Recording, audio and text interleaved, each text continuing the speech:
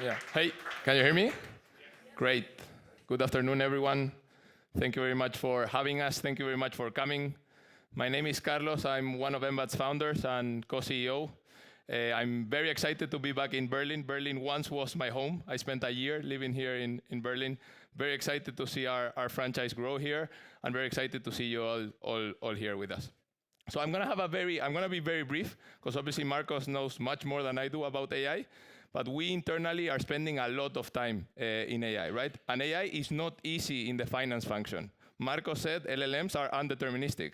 We are deterministic people. We like to know what the outcome is going to be. So it's our job, it's Payhawk, our friend's job, and it's our jobs to try to bridge that gap of how we're going to help you finance teams use AI in a way that is going to convince you and your teams. Very quickly, a couple of numbers from our company.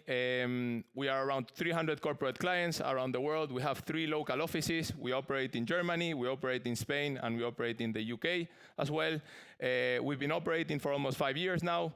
And the good or bad thing, bad for us because it was very costly at the beginning, but good for the rest of you, is that most of our clients are very international. So even though we have 3 local offices, we can sync, or we have legal entities connected to our system in more than 50 countries, and we do bank connectivity in all 50 countries. So most of the business we work with, when they are local and they are still in one country, don't have many sort of treasury pains, but when this starts growing, it starts to get relatively complex. I'm gonna explain what Embat does in one single slide. We work a lot with NetSuite, by the way. That's why it always comes to my mind. Yeah, there we go. But we basically build bridges. We build intelligent bridges between the banking pool and financial institution of our customers and their internal systems, right?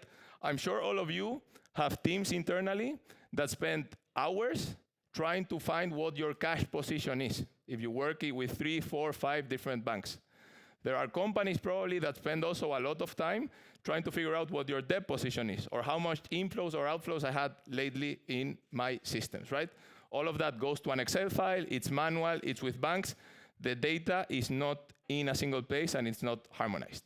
We basically do that for you, and then we sync that, or we build a bridge into your internal systems. So we don't only gather the data from the banks, but what we also do is automate all of the processes that have to do with that data. We already talked about cash reporting, or cash and debt visibility, but as a raise of hand, how many of you here know what the cash position of your businesses will be in the next 7, 30, or 60 days? Wow. It's probably more than what I typically see. And how do your teams do it? Probably using an Excel file. Yes. Yeah? Good. And many hours. Excel file and many hours. But we don't only do that. Forecasting is important, but it not only can be 2 teams. All of your teams probably have to reconcile your banks into your accounting system, right? That you have to do it. You have to close your books, right? Again, I'm sure that many of your teams are doing this very manually. Maybe the data is synced into your accounting system, but how many transactions can automatically be booked into your system? Without AI, probably a limited amount. With AI, probably many more. So we do reconciliations as well. We do payments. We help you with your payment processes. We see very unstructured, very unsecure payment processes around our customers. We try to make it secure to make sure that all of you CFOs and finance teams keep your jobs, which is also important. But basically what we do is we build those bridges, and we automate, or we build the most scalable and the most sophisticated treasury operations for your teams. And how has our company changed since we started? Since we met our partners at Google, which we work a lot with them and we do many things together, but effectively when AI has kicked in and has really started to gain adoption in the enterprise space. At the beginning, we connected banks and we built an interface. And this interface was integrated with your systems, and then your team could still, as humans, do many of what they do in a much more automated way through our interface. Since 2022, our first AI use case in our system was actually created in 2022. We built automatic bank reconciliation into accounting systems using AI, using LLMs. That was 2022. Since then, we've developed 6, 7, 8 more use cases, or agents, how people like to call it right now. We have like 8 agents, which in reality are just 8 use cases. And what we've realized is we now have a product, or we now have a system that helps you orchestrate the process, how you want to orchestrate it. But on top of that, we have agents, or we have use cases that help you do the work. So we don't just design how we want to do it, we actually help you do it in a much more efficient manner. And that's how we've called TellMe. TellMe is the group of agents that interact inside Embat, and actually is created by our data team. And I think our data team is not only good at creating agents, but also naming agents, because it comes from transaction enrichment large language model for Embat, which its first word is TellMe, which is actually a pretty good name for it. So what does TellMe do? I'm gonna let probably the video explain that better than what I do.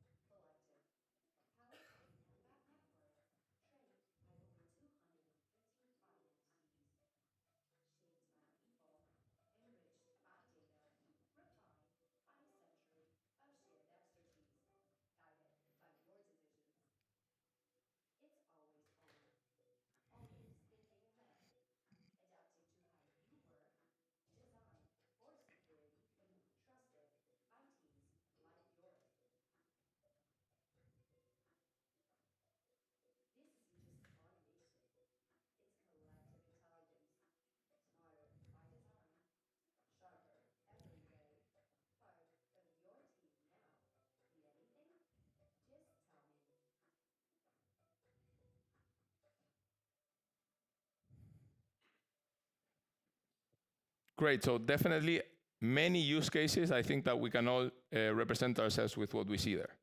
And this is, for me, the most important slide, or one of the things that we spend more time internally discussing, which is, in this finance deterministic way, how do we bridge that gap between people trusting our agent and people sort of not trusting our agent, right?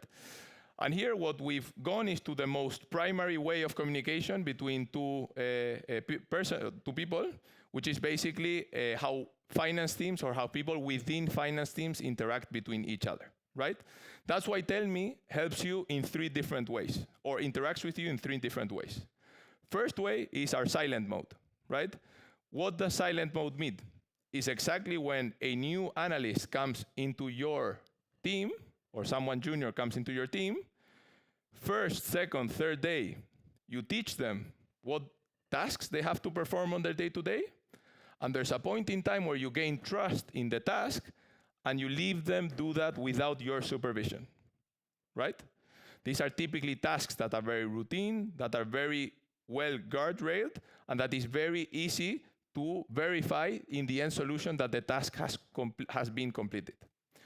Example of this in Embat, enriching or categorizing bank transactions. When we receive transactions from the banks, it's relatively hard to understand the nature of that transaction, especially if I use my own personalized reporting. We teach Embat at the beginning how our personalized reporting works, and then the agent helps us categorize transactions as we import them automatically. End goal, you can always review, but Embat is performing actions for you. Second part is guided mode. I'm going back to this analyst, very intelligent analyst that I just hired in my team, right? But obviously he doesn't have all of the context. And there are certain tasks which you, as the manager, wouldn't want him to do by himself. You would always want to supervise. That's why we have our guided mode. Guided mode is when Embat is going to proactively suggest an action but it's not going to perform the action until the user validates that action, right? Example here is posting a transaction into my accounting system. Obviously, no one wants to post a transaction that is wrong into the accounting system and have to do the whole reversal flow. So what we do is we suggest how the posting should happen, and then the end user just has to validate what the when the posting will be occurred. Another option there as well is changing the forecast date of our open invoice, of our client invoice or supplier invoice. If we've detected historically that you have a customer that always pays late, or that always pays in the specific date, the day of the week, and that customer is going to be late again this week, and you've included that in your cash flow forecast, TellMe will automatically or proactively tell you, I think your forecast is wrong. I think your customer is not going to pay you on Thursday. He's going to pay you next Thursday. But I'm not going to change it alone.